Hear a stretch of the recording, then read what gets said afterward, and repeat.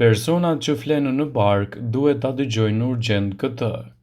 Të gjithë kemi pozitën e pëlqyer për të fjetur, mirë po, janë disa pozita më të preferuara dhe disa të tjera më të dëmshme për shëndetin tuaj sipas dhe saj.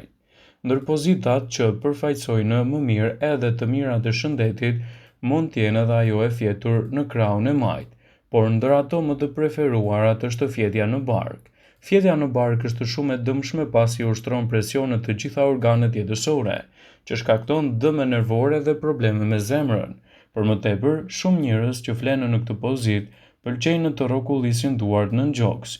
Kjo mund të çojë në ngërçe ose mpirje totale të duarve, si dhe nuk preferohet për shkak të shkaktimit të vështirësive të vogla që mund të shkaktojnë edhe në frymëmarrje. Sipas ekspertëve të Sleep Speaker, pozita më e mirë e gjumit është ajo në krahun e majt, ku edhe do të keni edhe një gjumë më të rehatshëm pa dëmtuar shëndetin.